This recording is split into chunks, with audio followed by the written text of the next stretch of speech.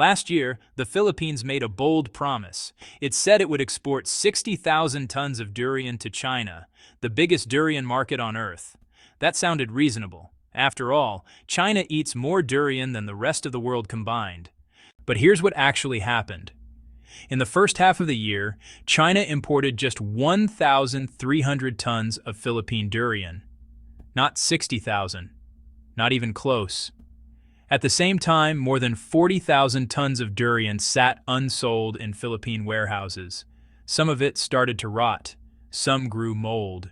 Farmers stood in their orchards watching fruit they couldn't sell, knowing each fallen durian meant lost income.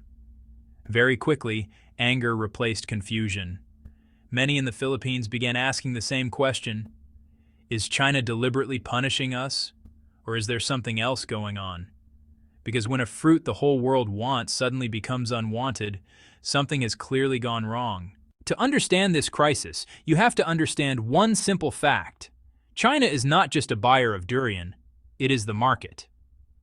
Every year, China consumes over 1.4 million tons of durian. That's an almost unbelievable number. To put it simply, if durian were gasoline, China would be the country that keeps the engines of the entire industry running. Here's the twist. China barely grows durian itself. Domestic production is tiny, only a few thousand tons a year, not even 1% of what Chinese consumers eat. The rest has to be imported. And durian in China isn't some rare luxury fruit. It's everywhere. People eat it fresh, bake it into cakes, melt it into hot pot, put it on pizza, and turn it into high-end gift boxes. For many young consumers, durian has become a status snack. Expensive, smelly, and proudly loved. That's why every durian-producing country in Southeast Asia is chasing China. With 1.4 billion consumers, one successful export deal can make an entire industry rich. One failed season can wipe it out. There's a hard truth in the durian business. If you can't sell to China, you barely have a global market at all. This is what makes the Philippine failure so devastating. It wasn't just a missed opportunity. It was a collapse in the only market that really mattered. And believing they had finally secured that market, the Philippines made a massive bet. Once China was in sight, the Philippines went all in. The government launched programs to turn durian into a high-value national crop. Planting areas expanded rapidly. Seedlings were handed out. Farmers who had grown bananas, coconuts, or corn for decades were encouraged to switch to durian. The logic sounded airtight. China imports over 1.5 million tons of durian every year. So what is 60,000 tons to a market that big? Officials openly talked about scaling even further. 200,000 tons within a few years. Warehouses were built. Export plans were drawn up. Entire farming communities reorganized their future around one assumption: China will buy it. For many farmers, this was a life-changing decision. Durian trees take years to mature. Once you plant them, you're locked in. You can't just switch crops next season if things go wrong. And that's where the hidden risk was. The Philippines expanded production faster than its capability. Planting was easy. Managing quality at scale was not. At the time, few people wanted to hear that warning. The fruit was growing. The numbers looked good. China's market seemed endless. But the moment exports began, reality arrived. Not in orchards, but at the border. When Philippine durian finally began moving toward China, the problems showed up fast. Many orchards were still using outdated farming methods. Pest control was inconsistent. Disease monitoring was weak or non-existent. In more than half of plantations, there were no proper systems to track chemical use at all. That matters, because China doesn't just look at how a durian tastes. It looks at what's inside it. In 2024, Chinese customs raised quarantine and food safety standards for imported fruit. Inspections became stricter. Residue limits were enforced more seriously. Shipments that failed were rejected on the spot. And this is where logistics made things worse. In Thailand and Malaysia, durian enters a cold chain within 90 minutes of being picked. Temperature, humidity, and handling are tightly controlled from orchard to port. In the Philippines, many durians sat in the heat for hours. Some began breaking down before they even reached the shipping container. By the time they arrived at Chinese customs, inspectors were already seeing signs of decay. So when shipments were delayed or rejected, it wasn't because someone flipped a political switch. It was because the fruit couldn't survive the system it was entering. This is the key realization. China didn't block Philippine Durian. Philippine Durian failed China's system. And while the Philippines struggled, others quietly took its place. While Philippine Durian was piling up unsold, durian from other countries was flowing into China without interruption. Thailand is the clearest example. It has been exporting durian to China for decades. Its orchards are standardized, its farmers are trained to meet export rules, and its supply chain is built specifically for Chinese inspections. The result? Consistency. Chinese buyers know exactly what they're getting every time. Malaysia took a different route. Instead of competing on volume, it focused on premium durian, tree-ripened fruit, carefully branded, sold at higher prices to loyal customers.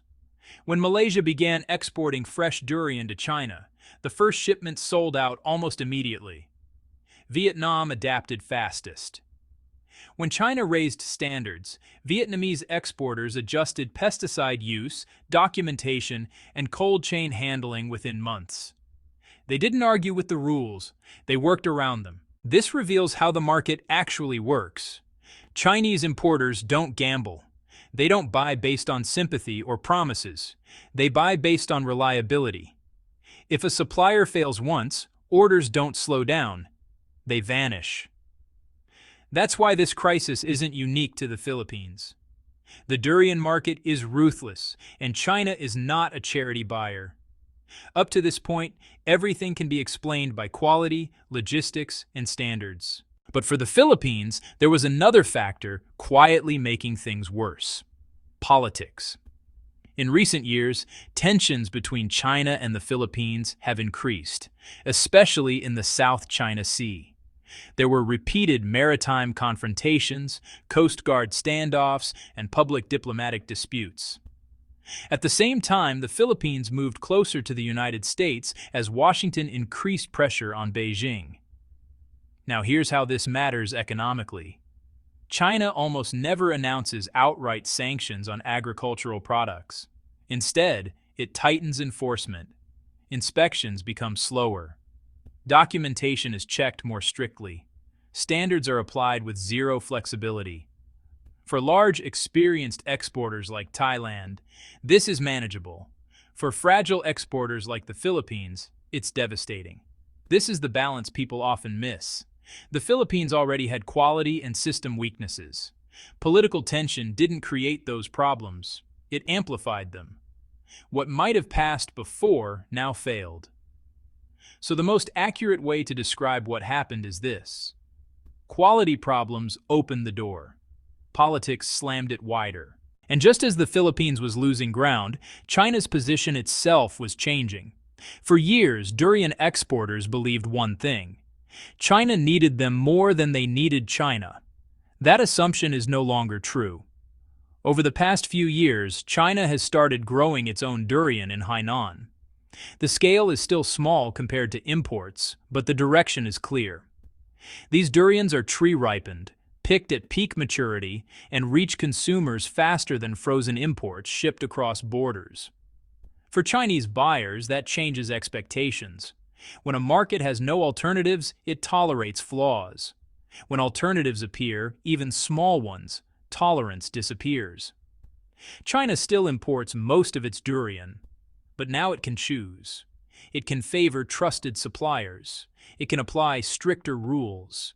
It can walk away from unreliable partners without fear of shortages. This shifts the entire power balance. Latecomers face tougher scrutiny. Inconsistent exporters lose second chances. And countries that assumed guaranteed access suddenly discover that access must be earned, not expected. The core lesson is simple. When buyers gain options, suppliers lose leverage. And this brings us to the final warning, one written not in policy papers, but in rotten fruit. The Philippine durian crisis was never really about durian. It was about what happens when ambition outruns preparation, when farmers are told to bet everything on one market, and when politics, logistics, and quality all collide at the same time. The fruit rotting in warehouses tells a clear story. You can't rush production without building standards. You can't rely on a market you don't fully understand. And you can't expect smooth trade while openly clashing with your biggest customer. China didn't wake up one day and decide it hated Philippine durian. It simply chose reliability, consistency, and trust. The same way any powerful buyer does. For the Philippines, this is a warning. And it's not just for durian. If the country doesn't rethink how it balances diplomacy, infrastructure, and export readiness, today it's durian. Tomorrow it could be bananas, pineapples, or seafood. So the real question is this. If the Philippines doesn't change course, how many other industries will face the same fate? If you want more deep dives into how global trade, geopolitics, and supply chains really work, make sure to subscribe, turn on notifications, and stay with us for what's coming next.